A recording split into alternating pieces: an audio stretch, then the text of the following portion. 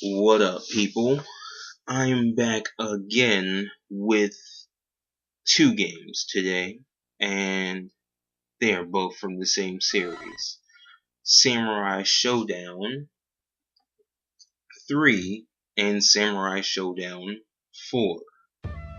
Samurai Showdown 3 will be on the PlayStation, and Samurai Showdown 4 will be played on the Sega Saturn.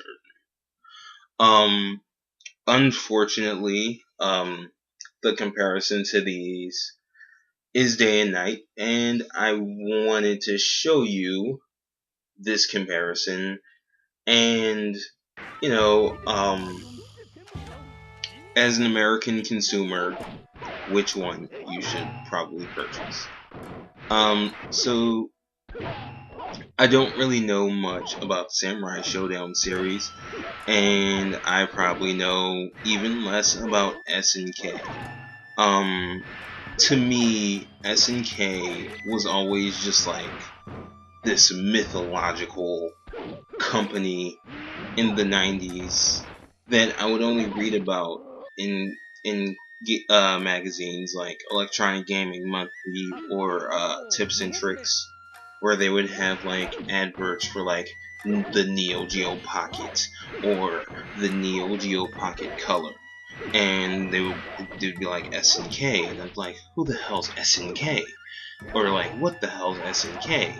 And they use like this same like uh, almost color motif as Sega. So I was just like I used to try to connotate those two together, but SNK is a completely different company. They did produce some Samurai Showdown games on the Sega Genesis, but again, they did multi-platform. They have games on Sega Saturn, they have games on PlayStation. And in terms of the purpose of this video, the main purpose behind this video is I came across Samurai Showdown 3 for the PlayStation in a thrift store. So I already had Samurai Showdown 4.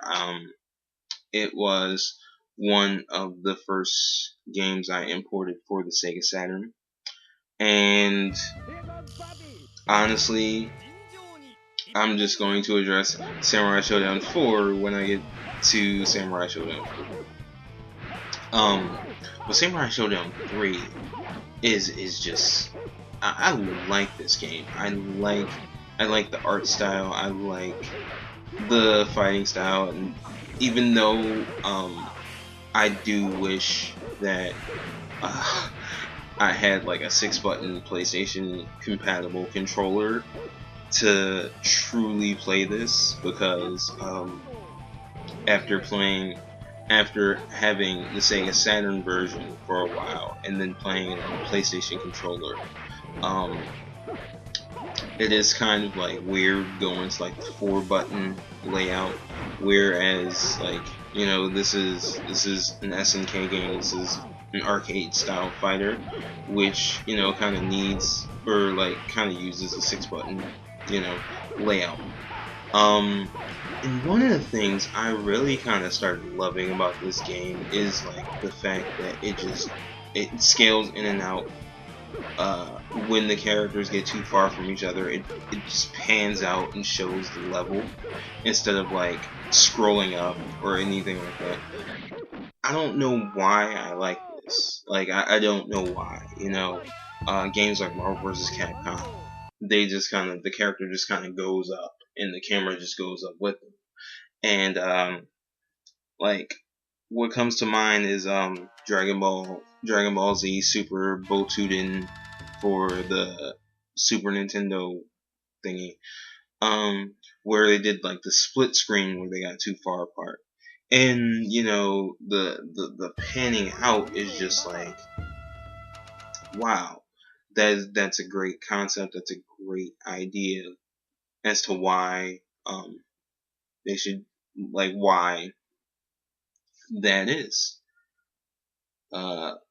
especially for a game like this, where like characters get far apart, the camera's initially zoomed in to the character because they're in close proximity to each other.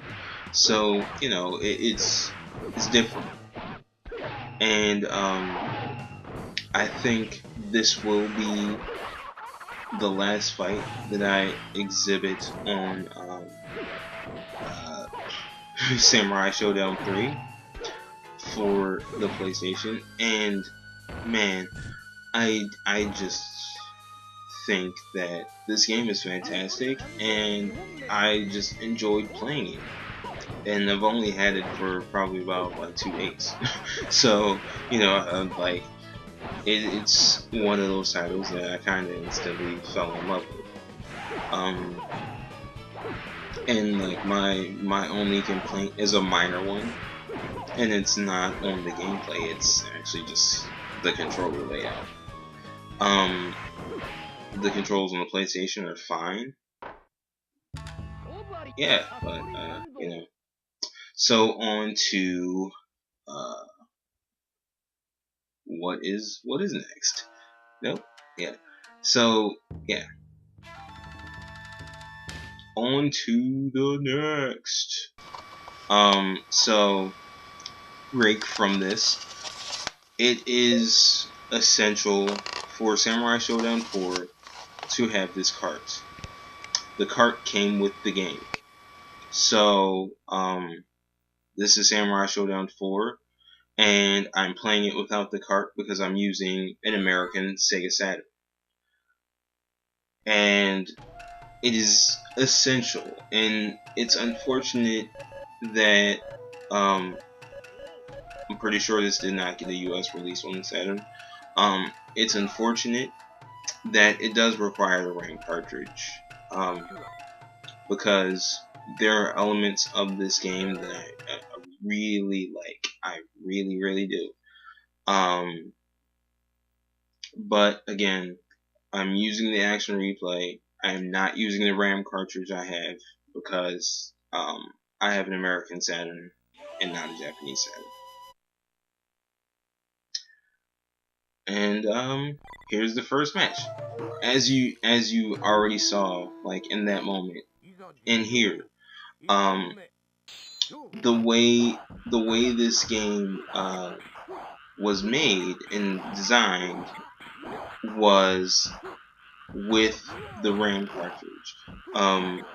They didn't load certain graphics on the disc, and they put it on the RAM cartridge so that this game will play as smoothly and arcade perfect as possible. And again,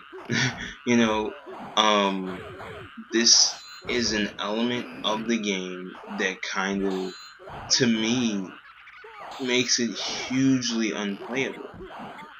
Because of the fact that while they made several improvements on the fighting style, and the control scheme is actually relatively good because of Sega Saturn's 6-button layout,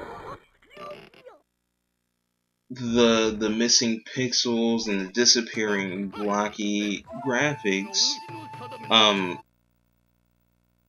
in the middle of fights due to some animations, like it makes it unplayable. And I really like that line that Hanzo said, it was fate, chill. Like, like I just imagine it in modern day, like, it was fate, chill, just fall back. But yeah, this is Japanese title for the Sega Saturn.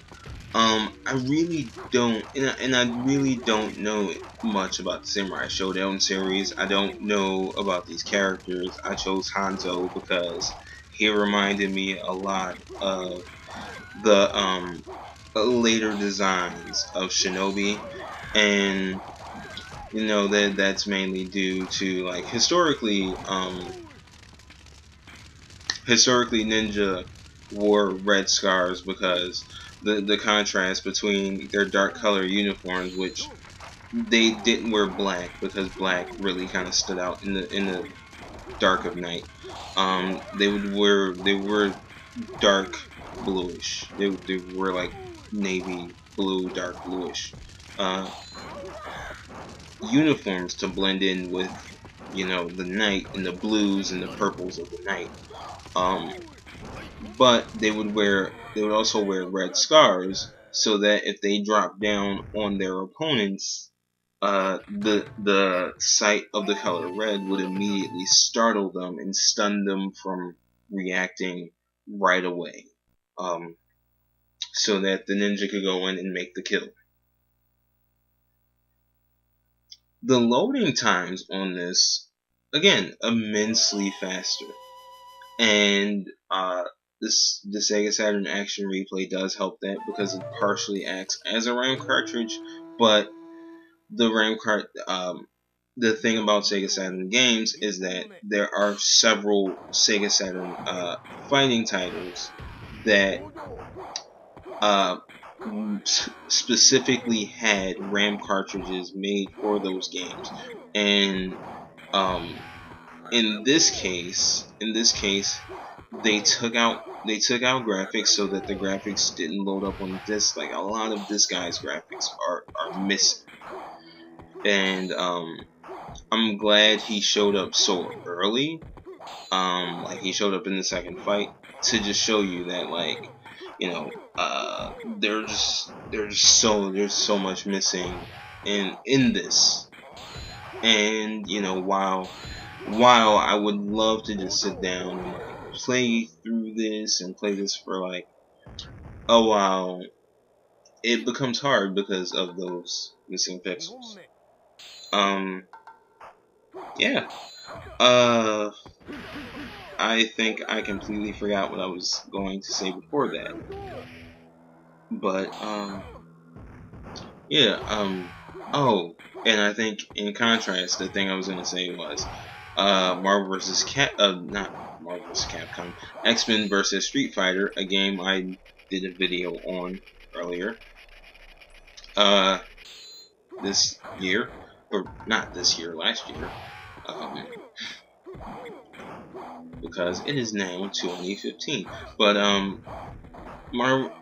X-Men vs. Street Fighter is an example of the fact that they didn't take graphics out. And yes, if I had the RAM cartridge that went with the X-Men vs. Street Fighter, it'd probably run a little bit, like, slightly faster.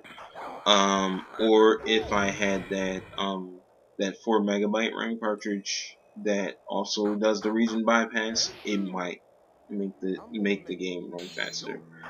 But again, if you want to, like, I don't know, I really don't know anything about the Samurai Warrior series.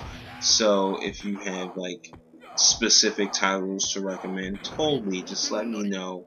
Let me know what console it's on, and I would definitely look into it because I'm definitely interested in this series. I'm probably, yeah, I'm ending this video after this fight because again, it's so unplayable with all like disappearing pixels. So peace out, guys, and thank you for watching.